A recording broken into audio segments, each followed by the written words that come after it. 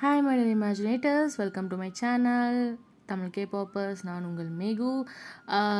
இன்றைக்கி நாம் witches residency episode 3 வந்து பார்க்கலாம். அண்ட் நான் சொல்லியிருந்தேன் இல்லையா 2 PM மத்தியானம் போடுறேன் அப்படின்னு சொல்லி, அது ஒர்க் ஆகுதா இல்லையான்னு பார்க்கலான்னு ஒரு ஹாப்பி நியூஸ்.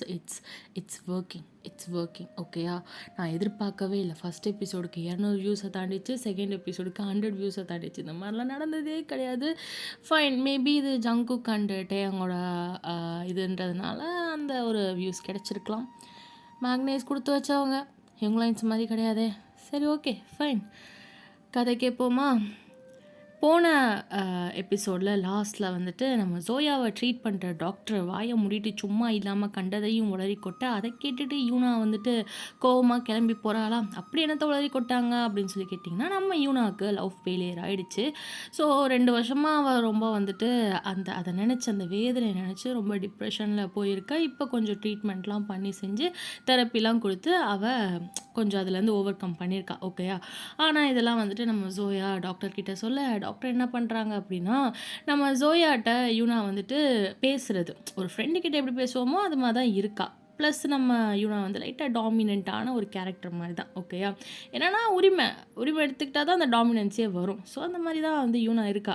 அதை அந்த டாக்டர் மற்றவங்களால அதை புரிஞ்சிக்கவே முடியாது. ஓகேயா. இந்த இதில் வந்துட்டு ஆலன் சொல்லுவான் பாருங்கள், ஹேங் ஓவர் இதில் இவனை பற்றி ஃபியூவை பற்றி எனக்கு மட்டும்தான் தெரியும், மற்ற யாருக்குமே தெரியாது, மொட்டை மண்டை உனக்கு தெரியாது, அப்படி இப்படி சொட்டை மண்டை உனக்கு தெரியாது அப்படின்வான்ல. அது மாதிரி தான் ஃப்ரெண்ட்ஸ்னால் அப்படி தான். ஓகேயா. ஸோ இந்த மாதிரி வந்து அந்த அம்மா உனக்கு ஆன மாதிரி அவங்களும் வந்து பிரிஞ்சு போயிடணுமா. நீ பேசுறதெல்லாம் கேட்டு இன்கேஸ் ஜோயா வந்து சுகா மேலே கோவப்பட்டா சண்டை போட்டால் என்ன பண்ணுவா அப்படின்ற மாதிரி அவங்க வந்து பேசிடவும், இதை கேட்டு சுகாவும் செம்மக்காவும் காண்டாயிடுறாரு. இவனா அங்கேருந்து, சாரிப்பா உங்கள் வாழ்க்கையில் வந்துட்டு என்னால் சண்டை வந்துட வேணாம் அப்படின்ற மாதிரி நடந்து போயிடுறாளா. பின்னாடியே சுகா துரத்திட்டு போவார். ஆனாலும் திரும்பி வந்துட்டு ஐயோ பொண்டாட்டி விட்டு வந்துட்டோமே அப்படின்ட்டு பின்னாடி வருவார். இந்த பக்கம் அதுக்கப்புறம் நம்ம டாக்டரை பிடிச்சி திட்டி விட்டுட்டு கிளம்புறாங்களா காரில்.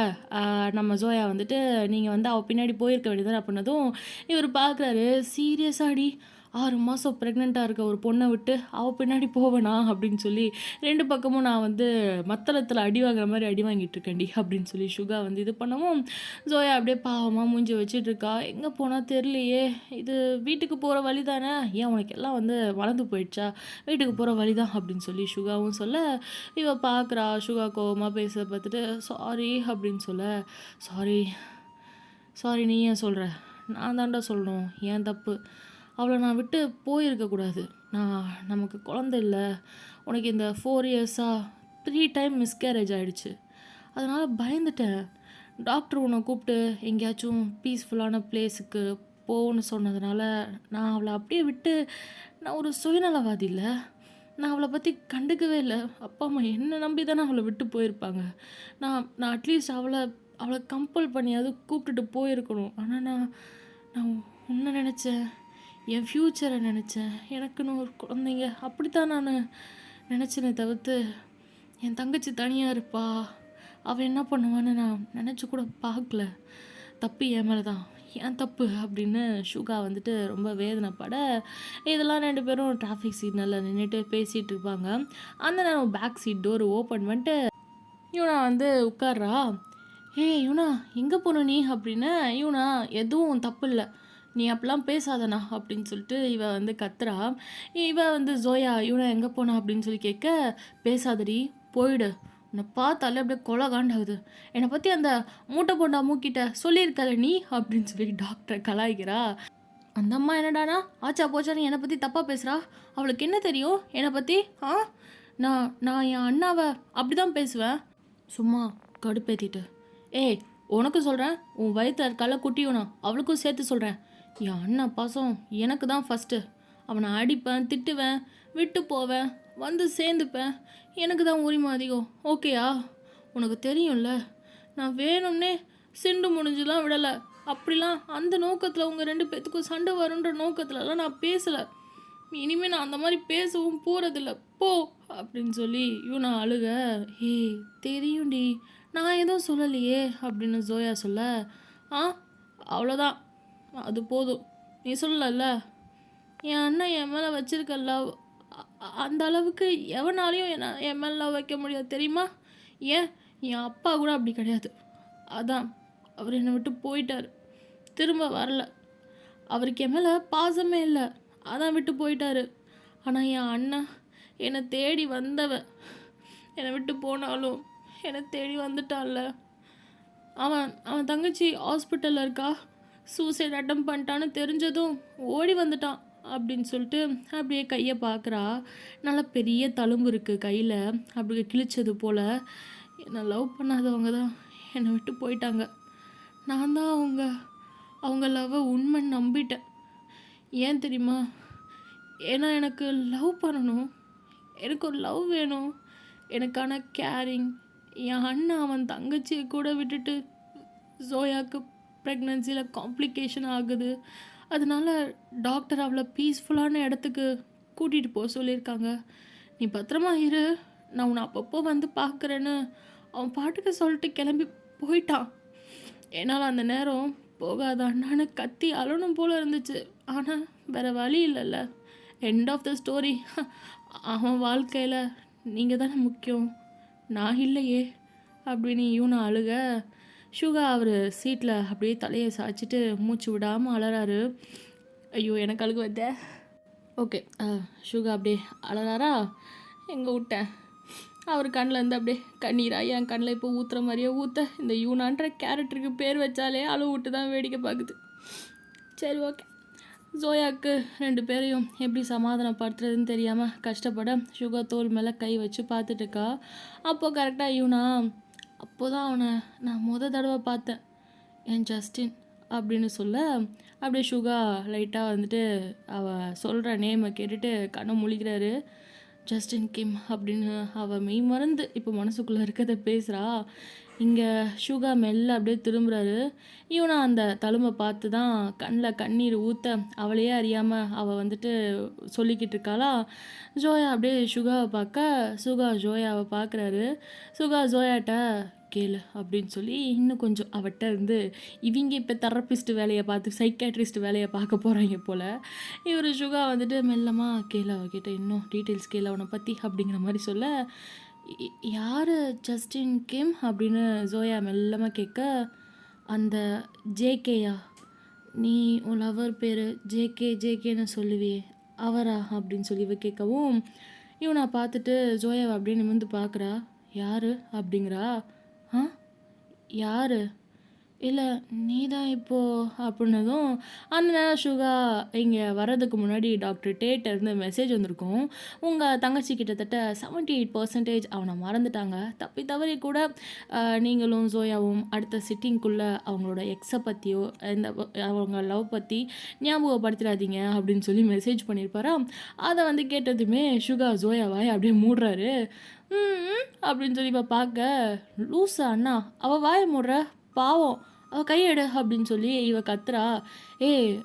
ஓகே இல்லை ஜோ, குட்டியுனா ஓகே தானே அப்படின்னு சொல்லி கேட்க, ஜோயா சுகாவை லைட்டாக அடிச்சுட்டு ஏங்க வாயை மூடுறீங்க அப்படின்னு சொல்லிட்டு, நான் ஓகே தான் யூனா, இதை குட்டியுனாட்ட கேட்குறான் அப்படின்னு சொல்லிட்டு அவள் வயிற்றில் கை வச்சு இது பண்ணிட்டு அவளும் ஓகே தான் அப்படின்னு சொல்கிறா. 3 பேரும் ஜோயா பெல்லியை பார்க்க லைட்டாக கிக் பண்ணுது பாப்பா. இவனாவும் சுகாவும் அப்படியே சிரிக்கிறாங்க.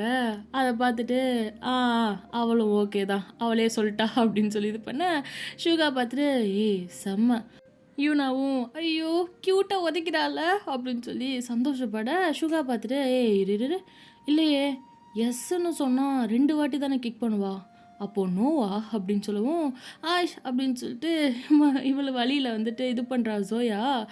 சுகா பார்த்துட்டு இப்போ எஸ்ன்னு சொல்லிட்டா, இப்போ ஓகே தான் அவ அப்படின்னதும், பாவீங்களா அப்படின்னு சொல்லிட்டு இவள் வந்துட்டு பார்க்குறா ஜோயா.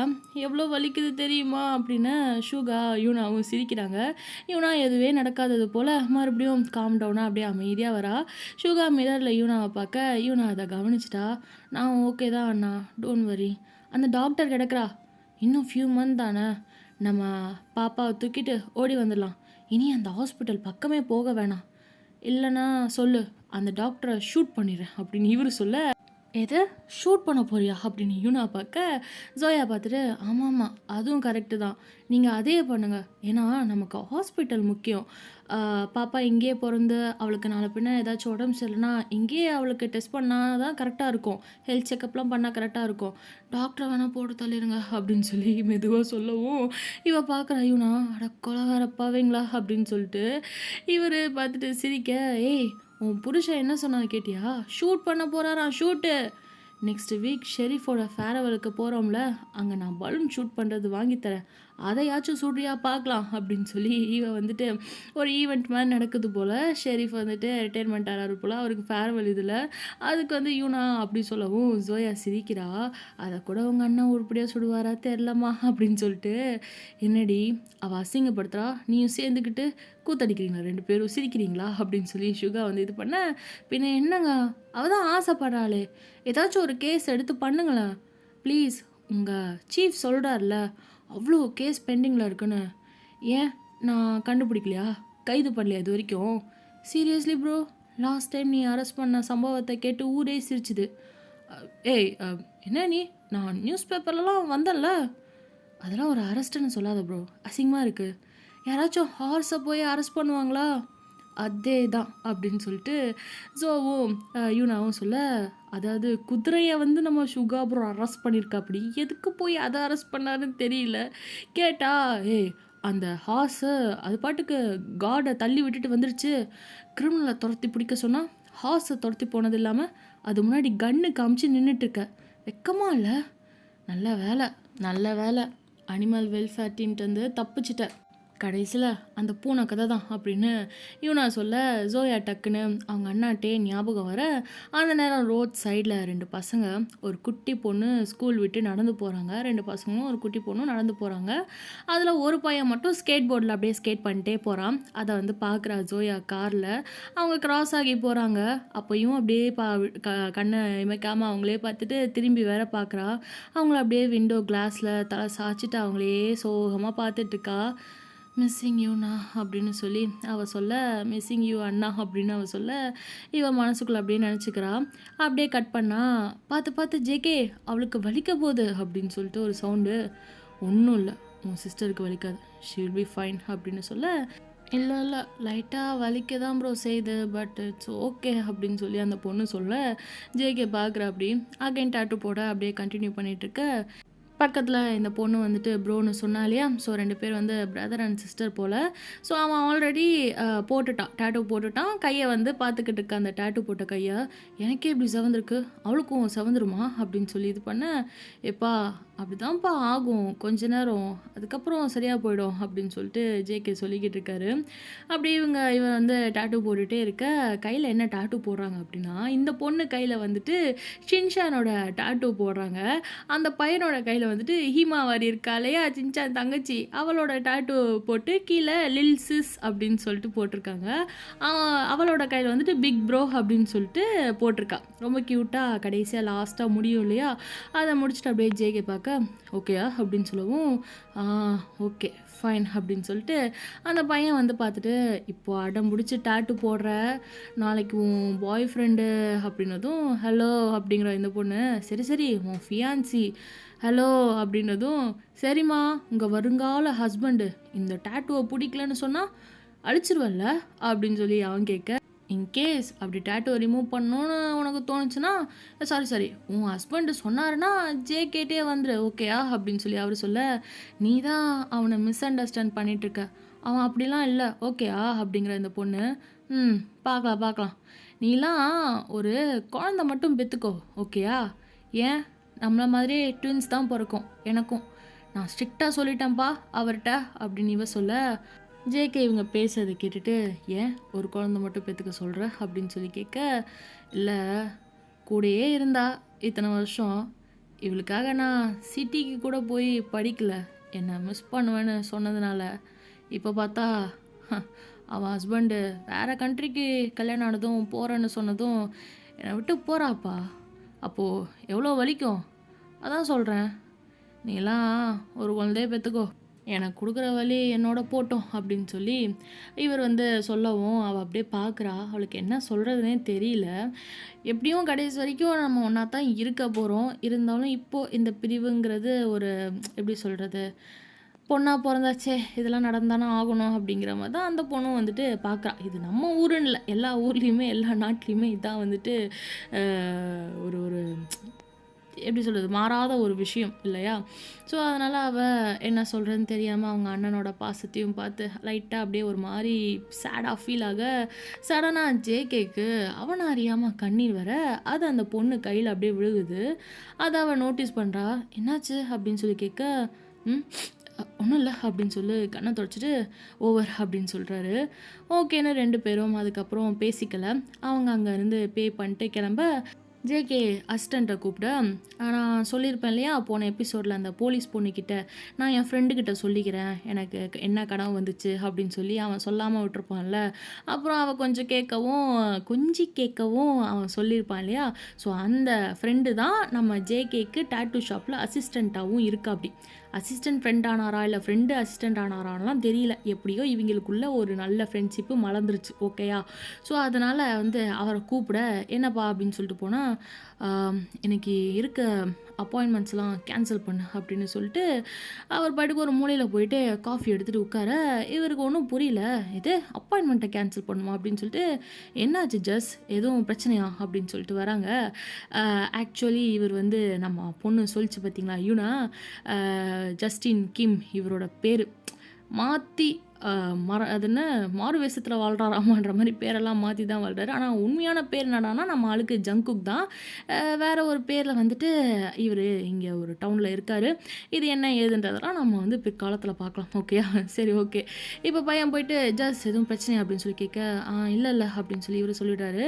இல்லை அப்பாயின்மெண்ட்லாம் கேன்சல் பண்ண சொல்லிட்டியப்பா அப்படின்னதும், இல்லை ஒன்றும் இல்லை அது மைண்டில் அப்படின்னு சொல்ல முடியாமல் ஒரு வேதனையில் நம்ம ஜேகே தவிக்க, ஓகே நான் மெக்ஸை பார்த்துட்டு வந்துடுறேன் அப்படின்னு சொல்லி கிளம்ப, யார் அந்த போலீஸ் பொண்ணு மெக்ஸு, அவளை பார்க்க போகிறேன் அப்படின்னு சொல்லி கிளம்ப, பாரா இப்போல்லாம் மெக்ஸ் தான் எல்லாம் அவங்களுக்கு, இல்லை என்கிட்ட கூட ஷேர் பண்ணுறது இல்லைல்ல அப்படின்னு சொல்லி இது பண்ண, எதனால் நான் நீங்கள் சொல்கிறதெல்லாம் நம்ப மாட்டேங்கிறேன் ஆனால் அந்த போலீஸு நம்புறா அதனாலயா அப்படின்னு சொல்லி கேட்க, அப்படிலாம் இல்லை அப்படின்னு சொல்லிட்டு ஜேகே லைட்டாக தலையை சொரிய, என்னவோ கிளம்புங்க, ஒரே வீட்டில் தானே இப்போலாம் இருக்கீங்க, வீட்டுக்கு போயிட்டு பேசுங்க, எதுக்கு இதுக்குன்னு போலீஸ் ஸ்டேஷன் போயிட்டு அப்படின்னதும், அதுவும் சரிதான் அப்படின்னு சொல்லிட்டு ஜேகே கொஞ்சம் ஏர்லியாகவே கிளம்பி வீட்டுக்கு போகிறா. அப்படி அன்னைக்கு அவள் வந்தா இல்லையா மூட்டை முடிச்சோட எங்கள் ஓனர் அம்மா தொலைத்தி விட்டுச்சுன்னு சொல்லிட்டு அவள் அப்படியே தங்கிட்டா போல் ஜேகே வீட்டிலையே. அன்றைக்கி கட்டி பிடிக்கும் போதே தெரியும் இதெல்லாம் நடக்கும்னு. ரைட்டு, அந்த மாதிரி அவள் வந்து அங்கே இருக்க. இவர் போயிட்டு வீட்டுக்கு போனதுமே டக்குன்னு ஃப்ரெஷ் ஆகிட்டு செஞ்சுட்டு வீட்டில் போயிட்டு குக் பண்ணிட்டுருக்கான். மெக்ஸு ஈவினிங் வர டைம் ஆக இன்னும் வரல, என்னாச்சு இன்னும் ஆளை காணும்னு சொல்லி யோசிச்சுட்டு இருக்க. கால் பண்ணால் காலும் எடுக்கல. ஓகே எப்போவும் நடக்கிறது தான் அப்படின்னு சொல்லிட்டு மேடம் எந்த சைக்கிள்காரன் பின்னாடி ஓடுறாங்களோ அப்படின்னு சொல்லி ஃப்ரெஷ் ஆகிட்டு லைட்டாக அப்படியே புக் படிச்சுட்டு இருக்க. அப்படியே கண்ணு சொருகவும் தூங்கி போயிடான். கொஞ்ச நேரத்தில் நல்லா இருட்டி போக வெளியே லைட்டாக வந்துட்டு மழை வேற வந்து பேஞ்சிட்ருக்கு. விண்டோவில் அந்த சாரல் விழுந்து அப்படியே மழை துளி ஒளிகிட்டு இருக்கோம் இல்லையா, அதெல்லாம் வந்து அப்படியே பார்க்குறான்.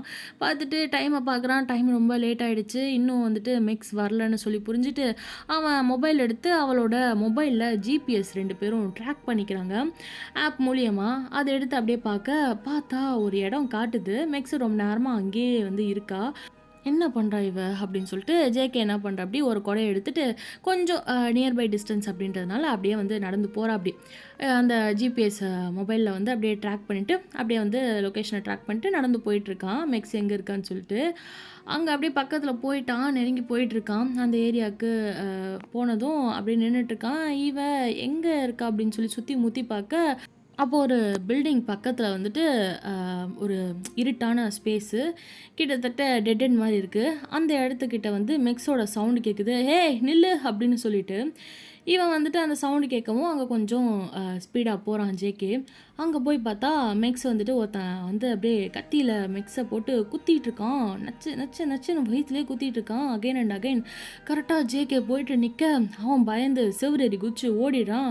ஏய் அப்படின்னு சொல்லி ஜங்கு கத்திட்டே பயந்து கண்ணை முழிச்சு பார்க்குறான். அப்படியே எந்திரிச்சு மூச்சு வாங்கிட்டு கனவு போல் அப்படியே அவ்வளோ ரியலாக அந்த கனவு இருக்க, நேரமும் என்னவோ கரெக்டாக கனவுல மழை பெஞ்ச மாதிரியே ரியாலிட்டிலையும் மழை பெய்யுது.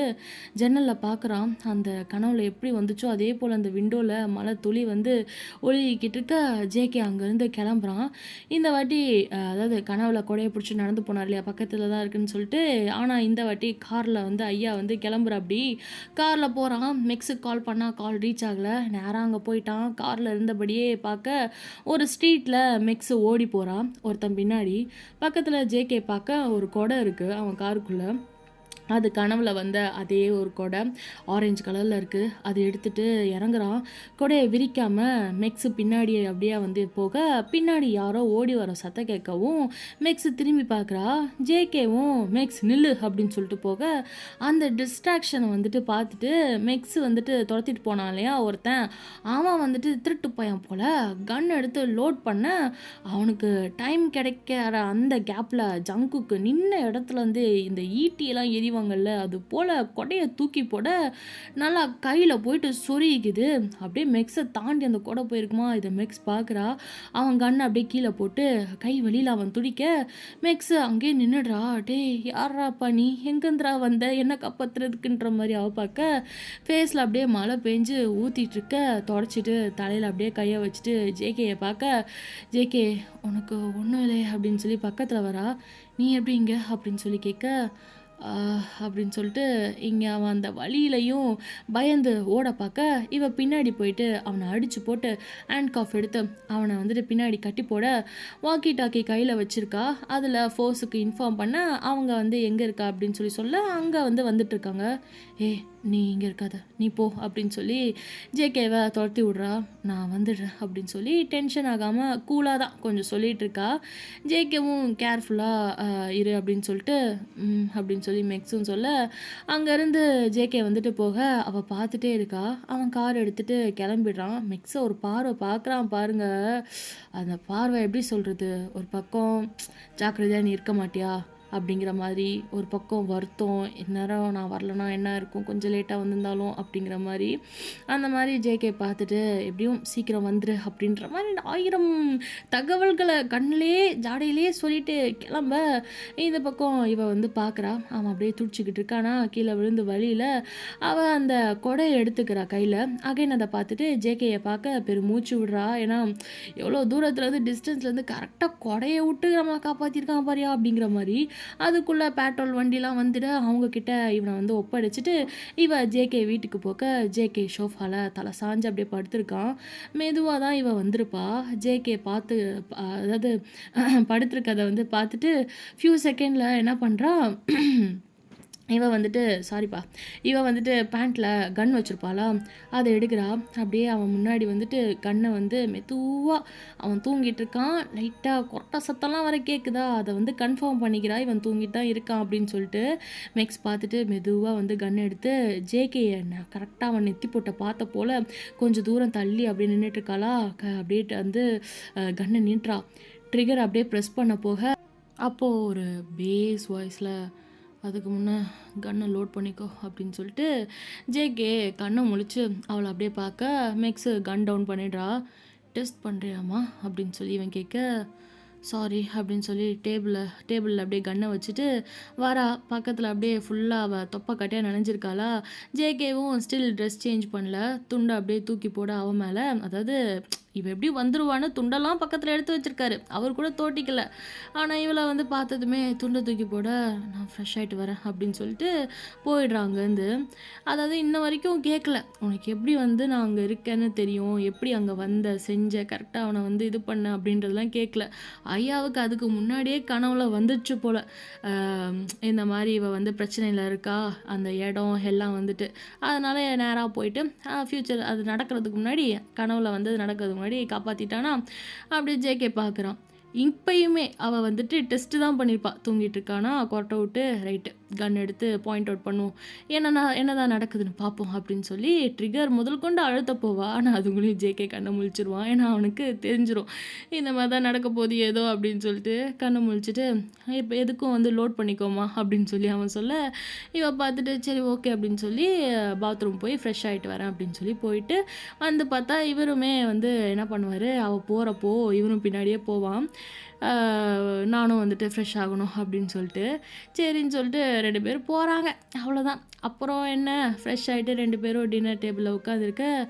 நல்லா இருக்கா, என்ன சீக்கிரம் வந்து குக்கிங்லாம் பண்ணியிருக்க அப்படின்னு சொல்லி இவன் ஜேகே வந்து நல்லா இருக்கான்னு கேட்க, இந்தம்மா ஏன்னா சீக்கிரம் வந்து குக்கிங்லாம் பண்ணியிருக்கேன்னு சொல்லி கேட்க, லைட்டாக மூட் அப்செட்டு அதான் வந்துட்டேன் அப்படின்றான். உனக்கு மூட் அப்செட் ஆனால் எனக்கு இவ்வளோ நல்லா ஃபுட் கிடைக்குமா? அப்போ நீ கண்டிப்பாக மூட் அப்செட் ஆகலாம் இனி டெய்லி பேசிஸில், ஓகேயா அப்படின்னு சொல்லி அவள் கலாய்க்க, வாய மூடு செத்துருப்பேன் நேரம் அப்படின்றான் கோவமா. நானா? ஆமாம் நீதான். ஓ கவலைப்படாத, உனக்கு ஹெல்ப் பண்ணாமல் இந்த உயிர் இந்த உடம்பை விட்டு போகாது. ஜேகே அப்படியே சாப்பிட்டுட்டு இருந்தவன் அவளை கோவமாக அப்படியே முறைச்சி பார்க்க, என்னால் இதை மாற்ற முடிஞ்சா கண்டிப்பாக அந்த நாளையும் மாற்ற முடியும் அப்படின்னு சொல்லி ஜங்குக்கு வந்து சொல்ல, எந்த நாளை பற்றி பேசுகிறாங்கன்னு தெரில, ஆனால் இப்போது நீ வந்து கனவுல சாகரமாக தானே வந்த, நான் வந்து உன்னை காப்பாற்றிட்டல, அதே போல் என்னால் கண்டிப்பாக முடிஞ்சால் நான் அந்த நாளையும் மாற்றுவேன் அப்படின்னு சொல்லி சாப்பிட்டுட்டே அவன் வந்து சொல்ல, இவ பார்க்குறா. ஆனால் லுக் அப்படின்னு சொல்லி மேக்ஸு காட்டுறா காலை, கத்தி பட்டிருக்கு. அவனை கீழே விழுந்து அவனை தூக்குறப்போ அவன் பாக்கெட்டில் கத்தி வச்சுருந்தான் போல். அப்படியே மெக்ஸு காலை வந்துட்டு குத்தி இருக்கான். என் காலை வந்து குத்திட்டான் அப்படின்னு சொல்லி காட்ட, ஏய் என்னடி இப்படி அடிபட்டிருக்கு, நான் நேராக உன்னை பார்க்க வந்துட்டேன், வலி எதுவும் பெருசாக இல்லை, பைத்தியம் இருண்ணா அப்படின்னு சொல்லிட்டு அவன் எந்திரிக்க, இப்போ வேணாம் முதல் சாப்பிடு அப்படிங்கிறா. உன்னை இப்படி விட்டு சாப்பிடு வேணாம் அப்படின்னு சொல்லிட்டு ஃபர்ஸ்ட் எய்ட் பாக்ஸ் எடுத்துகிட்டு வந்து அவளுக்கு ட்ரீட் பண்ண, அவள் அமைதியாக கட்டு போட்டுட்டு இருக்கா. அப்போவே சொல்லியிருக்கலாம்ல வந்தப்போவே அப்படின்னதும் அதுக்கு இவ எதுவும் பேசலை. உன் கனவுல வர்றது கண்டிப்பாக நடக்கும், உன்னால் எல்லாத்தையும் மாற்ற முடியாது சரிதான், ஆனால் என் கனவுல என்ன வந்துச்சு தெரியுமா, உன்னை அவன் குத்தி கொலை பண்ணி போட்டான், ஆனால் எப்படியோ நீ இருக்க இடத்த கனவுல நான் பார்த்ததால வந்துட்டேன். உன் ஃபோனை கொடு அப்படின்னு சொல்லி ஜங்குக்கு ஃபோனை வாங்கி கனவுல வந்தது போலயே ட்ராக்கிங் ஆப் வந்து செட் பண்ண, what the hell I don't like this அப்படின்னு இவன் ஃபோனை பிடுங்க போக, இது நம்ம நல்லதுக்காக யோசிச்சு பாரு, 120 ரூமு, என் மேக்ஸ் எங்கே இருக்கான்னு எப்படி தெரியும், நான் எப்படி காப்பாற்றுவேன் உன்னை அப்படின்னு சொல்லி, இதுவும் ஏதோ கனவுல வந்ததுனால நம்ம ப்ரிகாஷனாக பண்ண வேண்டியதாக இருக்குது அப்படின்னு சொல்லிட்டு வந்துட்டு இதுவும் சாரி ஜேகே வந்துட்டு இதுவும் நல்லது தான் அப்படின்னு சொல்ல, ஆக்சுவலி இவங்க இதுக்கு முன்னாடிலாம் அந்த கனவுல வந்து ட்ராக்கிங் ஆப்லாம் செட் பண்ணவே இல்லை. ஆனால் கனவுல வந்து லொக்கேஷனை காட்டணும் இல்லையா, அதுக்கு ஒரு இதுவாக ஓகேயா ஒரு லாஜிக்காக அது வந்து காமிச்சிருக்கு. ஆனால் இவன் வந்து அதை வந்து மைண்டில் வச்சுட்டு சரி ஓகே இதை நம்ம வந்து யூஸ் பண்ணிப்போம் அப்படின்னு சொல்லி நல்ல ஐடியா தான் அப்படின்னு இவங்க வந்து இது பண்ணிக்கிறாங்க. இதில் 120 ரூமு எம்எக்ஸை கண்டுபிடிக்கணும் அப்படி இப்படின்னு வேற சொல்கிறான். ஏன்னா நடக்க போதோ ஒன்றும் புரியல, அதையும் வந்து பிற்காலத்தில் பார்ப்போம். ஓகே நீ ஏன் பயப்படுற, இந்த வருஷமும் இன்வைட் வராது அப்படின்னு சொல்லி அவ சொல்ல, ஜேகே கட்டு போட்டுட்டு அதை சிசரால் அந்த எக்ஸஸ் இருக்கும் இல்லையா அந்த ட்ரெஸ்ஸிங் பண்ணிட்டு அதை கட் பண்ணிவிட்டு பக்கத்தில் ஒரு நியூஸ் பேப்பர் இருக்குது எடுத்து காட்டுறான், இன்வைட் வந்துருச்சு அப்படின்னு சொல்லிட்டு, இன்னும் ஃபியூ டேஸ் தான் இருக்குது அப்படின்னு சொல்ல மெக்ஸ் அதை வாங்கி பார்க்குறா வேகமாக. இது உன் கடை தானே அப்படின்னு சொல்லி ஃப்ரண்ட் பேஜ் அந்த பிரேக்கிங் நியூஸ்லாம் வரும் இல்லையா அந்த ஃப்ரண்ட் பேஜ்லேயே வந்துட்டு ஒரு நியூஸ் இருக்குது. என்னடான்னு பார்த்தா இவன் வந்துட்டு கேட்டிருப்பா பாருங்க, இது உன் கடை தானே அப்படின்னு சொல்லி ஒரு மாதிரி பதட்டமாக கேட்டிருப்பா. ஆமாம் அப்படின்னு சொல்லி ஜங்குக்கு பார்த்தா அது நீங்கள் நினைக்கிறப்போ இன்விடேஷன் இல்லை, நியூஸ் பேப்பரில் ஃப்ரண்ட் பேஜில் இந்த டவுனோட நியூஸ் பேப்பர் அதில் ஜங்குக்கோட டேட்டூ ஷாப்பு வெளியே அங்கே ஒர்க் பண்ணுறான் இல்லையா ஜங்குக்கோட ஃப்ரெண்டு அந்த அசிஸ்டண்ட், அவன் செத்து கிடக்குறான். அதை வந்து ஃபோட்டோ எடுத்து இதில் போட்டிருக்காங்க. சுற்றி பார்த்தா ஏதோ அந்த ஃபோட்டோவில் பிளாக் மேஜிக் பண்ணது போல் இருக்குது. ஜங்கு கடை டோரில் வார்ம் வெல்கம் அப்படின்னு சொல்லி ரத்தத்தால் வந்துட்டு எழுதியிருக்கு.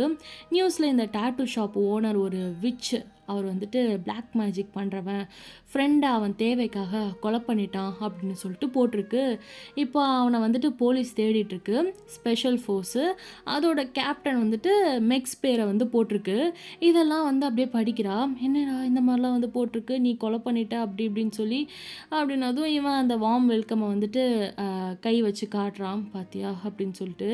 மெக்ஸு பயந்து ஜேகேயை பார்க்க அது என்ன இன்னொன்று அந்த நியூஸ் பேப்பரில் வந்துட்டு இன்னைக்கு டேட் இல்லாமல் அவன் கரெக்டாக என்னைக்கு வந்து வரணும் விச்சஸ் ரெசிடென்ஸ்க்கு அப்படின்னு சொல்லி அந்த இன்வைட்டுக்கான அந்த டேட்டு வந்து போட்டிருக்கு. நீ இந்த நாளில் இங்கே இருக்கணும் கண்டிப்பாக அப்படின்னு சொல்லி. சரின்னு சொல்லிட்டு அதாவது அந்த இதில் வந்து எப்படி சொல்கிறது, அந்த கொலை நடந்த டைமிங் அப்படின்னா கொலை நடந்த டைமிங் வந்து இவன் அந்த விச்சஸ் ரெசிடென்சிக்குள்ளே கண்டிப்பாக அந்த டைமிங்குள்ளே இருக்கணும் அப்படின்னு சொல்லி அதுதான் வந்து குறியீடுன்ற மாதிரி கோடு. ஓகேயா, கோட் வேர்டு. நம்ம ஜேகே பார்த்துட்டு இதெல்லாம் சொல்கிறான், இந்த டைமிங்க்கு நான் வந்தாகணும் போயாகணும் அப்படின்னு சொல்லிட்டு. இவளும் பார்க்குறா, அட சூனியம் பிடிச்சவங்களா அப்படின்னு சொல்லிட்டு, எப்படா இப்படிலாம் இன்வைட் விட்றீங்க, நான் கூட இன்வைட்டுனதும் நல்லா வந்து ஃப்ரீ பீக்கில் ஒரு இமேஜை டவுன்லோட் பண்ணி வெல்கம் அப்படி இப்படிலாம் போட்டு உன்னை கூப்பிடுவாங்கன்னு பார்த்தா என்னடா இப்படி கூப்பிட்ருக்கானுங்க அப்படின்னு சொல்லி இவன் வந்து சொல்ல ஜேகே பார்க்குறான். உன்னை சொல்லலடா அப்படின்னு சொல்லிட்டு இவன் சூனியம் பிடிச்சவங்களான்னு சொல்லியிருப்பாள். உன்னை சொல்லலடா அப்படின்னு ஜேகே ஃபேஸ் அப்படியே தடவி கொடுத்துட்டு அப்படியே அவன் ஃபேஸில் கை வச்சுட்டு இவன் ஷாக்காக இருக்கா. அப்போது இது நடக்குமா அப்படின்னு சொல்லவும், நான் மட்டும் என் பிரைடோட போகலன்னா கண்டிப்பாக நடக்கும் அப்படின்னு சொல்ல, ஆக்சுவலி என்ன அப்படின்னா, நீ இங்கே வரலை அப்படின்னா இந்த விஷயம் நடக்கும். லைக் நீ உன் ஃப்ரெண்டை வந்து கொலை பண்ணிடுவேன், உன்னை வந்து நீ மறைஞ்சு சந்தோஷமாக வாழ்றேன்னு நினச்சிட்ருக்கியா, உன்னை வந்து கண்டிப்பாக நாங்கள் வந்து தூக்குவோம் அப்படிங்கிற மாதிரி, நீ வந்து உன்னை நிம்மதியாக வாழ விட மாட்டோம் அப்படிங்கிற மாதிரி தான் அந்த நியூஸ் பேப்பரோடைய அர்த்தம். அதனால் இவன் பார்க்குறா, இது நடக்குமா, நீ போகலன்னா கண்டிப்பாக நடக்கும் அப்படின்னு சொல்லி இவன் சொல்ல, சரின்னு சொல்லிட்டு சேம் என் அப்பா அம்மாவுக்கும் நடந்துச்சு. அம்மா பயந்து போய் தான் இதே மாதிரி ஒரு விஷயம் நடந்தப்போ எங்களை அங்கே கூப்பிட்டு போனாங்க. ஆனால் அன்றைக்கி நைட்டு எங்கள் அப்பாவை அவங்க துடிக்க வேட்டையாடி சாத்தானுக்கு கொடுத்தாங்க. அதை பார்த்து தாங்க முடியாமல் அவங்க கையாலே அவங்க ஹஸ்பண்டை கொன்னதால் எங்கள் அம்மாவும் அவர் கூடயே இறந்துட்டாங்க. இப்போ நம்புகிறேன் அப்படின்னு சொல்லி மேக்ஸ் வந்து சொல்ல, நானும் என் சிஸ்டரும் அனாதையை நின்னோம். இன்றைக்கி டேட்டூ ஷாப்பில் ஒரு பிரதரும் சிஸ்டரும் வந்தாங்களா, எனக்கு அவன் ஞாபகம் வந்துருச்சு அப்படின்னு சொல்லி ஜங்குக் லைட்டாக அழுகவும், அவளை பார்க்கணும் போல் இருக்குது அப்படின்னு சொல்லிட்டு அழுகிறான். மேக்ஸ் பார்க்குறா, கண்டிப்பாக பார்க்கணும், அவளுக்கும் இன்வைட் வந்திருக்கான்னு கேட்கணும்ல அப்படின்னு சொல்லவும், ஜேகே பார்த்துட்டு ஆமாம்ல அப்படின்னு சொல்லிட்டு போகலாமா அப்படின்னு சொல்லி இது பண்ண, இப்போவே வா, காலை பாரு வலிக்குது, கொஞ்சம் ரெஸ்ட் எடுத்துக்கவா அப்படின்னு சொல்லி இவ கேட்கவும், ஏம்மா நீ வேற, வா இப்போ வேணா நான் சொன்னேன், நீ ரெஸ்ட் எடு, நான் போயிட்டு வரேன் ஓகேயா, நோ வே நானும் வருவேன், அண்டு காலை காமிச்சு லீவ் வாங்கிட மாட்டேனா, நான் வரேன் அப்படின்னு சொல்கிறா. மெடிக்கல் லீவ் போட்டுட்டு கிளம்போ அப்படின்னதும் ஃபைன் அப்படின்னு சொல்லி நாளைக்கு போகலாம் அப்படின்னு சொல்ல, ஆனால் வெதர் சரியில்லை, கண்டிப்பாக 4000 கிலோமீட்டர் நம்ம ஏர்வேஸ் எடுக்க முடியாது, அப்போது நம்ம காரில் போக போகிறோம் அப்படின்னு சொல்லி இவ எக்ஸைட்மெண்ட்டில் சொல்ல, வாட் அவ்வளோ தூரமா, ஒரே ஆளாக என்னால் ட்ரைவ் பண்ண முடியாதுடி அப்படிங்கிறான். நம்ம உன் ஃப்ரெண்டையும் கூப்பிட்டுக்கலாம் அப்படின்னு சொல்லி அந்த அசிஸ்டன்ட் பையன் இருக்கான் இல்லையா, அவனையும் கூப்பிட்டுக்கலாம் அப்படின்னு சொல்ல, ஜேகேவும் சரின்னு தலையாட்ட ஃபைன் இப்போ வந்து படு அப்படின்னு சொல்லி ஜேகே அப்படியே இழுக்க, அவனும் அவளை வந்து அப்படியே படுக்க வச்சுட்டு பக்கத்தில் அப்படியே படுத்துக்கிறான். ஜேகே மெக்ஸை பார்த்துட்டே இருக்கான், கண்ணை மூடி தூங்குறதுக்கே பயந்து வருது, அடுத்து ஏதாச்சும் கனவுல வந்துருமோ செஞ்சிருமோ அப்படின்னு சொல்லி. ஆனால் அவனை அறியாமல் அப்படியே கொஞ்சம் நேரத்தில் தூங்கி போக, குக்கினா நீ எங்கே இருக்க அப்படின்னு சொல்லிட்டு இந்த பக்கம் நம்ம ஜோயா, உன்னை ரொம்ப மிஸ் பண்ணுறேன்னு தெரியுமா அப்படிங்கிறா. எவ்வளோ வருஷம் ஆச்சு, என் மேலே கோவமாக இருக்கியா, அதனால தான் பார்க்க வரலையா. இங்கே ஜேகே அவன் அப்படியே தூங்கிட்டு இருக்க, கண்ணில் இருந்து அவனுக்கு கண்ணீராக வருது. என்னன்னு தெரில, அப்படி என்னத்த கனவுல கண்டுட்ருக்கான்னு தெரில, கண்ணில் இருந்து அப்படியே கண்ணீராக வர இவ வந்து பார்க்குறா. இவ தான் நினைக்கிறா மெக்ஸு ரெஸ்ட் ரூம் போக எந்திரிச்சிருப்பா, அப்போ தான் வந்து பார்க்குறா, எதுக்கு இவன் இப்படி அழுதுட்ருக்கான், கனவுல என்னத்தை கண்டான்னு தெரியலையே அப்படின்ற மாதிரி இவ பார்த்துட்டு, ஜேகே அப்படின்னு சொல்லி எழுப்பலான்னு ட்ரை பண்ண, ஜஸ் அப்படிங்கிறா. இந்த பக்கம் பார்த்தா ஜஸ் ஜஸ் அப்படின்னு சொல்லி யூனாவோட வாய்ஸு. நோ நான் தரமாட்டேன் அப்படின்னு யூனாவோட ஜஸ் அப்படின்னு சொல்லிட்டு இவன் ஓடுறா. நோ ஜஸ் பின்னாடி வராத அப்படின்னு சொல்லிட்டு. ஆனால் அவனும் வந்து ஜேகேவும் பின்னாடி ஓடி போகிறான் அவள் பின்னாடி. ஏய் நில்லு யூன் அப்படின்னு சொல்லி அவளை துரத்திட்டு போக நோ ஜஸ் அப்படின்னு சொல்லிட்டு அவ்வளோ சிரிப்போட அவ்வளோ வந்துட்டு சந்தோஷமாக யூனா ஓடிக்கிட்டு இருக்கா. நான் பார்த்துட்டு தரேன் ஒரு நிமிஷம் குடுடி அப்படின்னு ஜேகே கேட்க நான் தானே உன்கிட்ட கொடுத்தேன் கொடு யூன் காட்டு அப்படின்னு சொல்லி இவன் பின்னாடியே துரத்திட்டு போக பீச் மணலில் 2 பேரும் ஓடிக்கிட்டு இருக்காங்க அவ்வளோ சந்தோஷமாக. நோ வே அப்படின்னு சொல்லிட்டு இவனை வந்து சொல்லிக்கிட்டே போக அவ்வளோதான். இதுக்கு மேலே எங்க மீதி அவங்க ஓடி பிடிச்சி என்ன விளையாண்டாங்க, அப்படி என்னத்தை வந்து அவள் தூக்கிட்டு ஓடுறா, இவன் என்னத்தை காமிச்சான் அப்படிங்கிறதெல்லாம் நம்ம நெக்ஸ்ட் எபிசோடில் பார்க்கலாம். டடா டேக் கேர். நெக்ஸ்ட்டு நாளைக்கு 2 PM மீட் பண்ணலாம். Bye bye. அண்டு சொல்ல மறந்துட்டேன், தயவு செஞ்சு ப்ளீஸ் ஷேர் பண்ணி கமெண்ட் பண்ணிடுங்க. மறக்காமல் ஒரு லைக் ஒன்று போட்டு விட்டிங்கன்னா எனக்கு ரொம்ப மோட்டிவேஷனலாக இருக்கும். ஓகேயா? கதை எப்படி இருந்துச்சுன்றதை மறக்காமல் கமெண்ட்டில் சொல்லுங்கள். டடா டேக் கேர். அன்யாங்.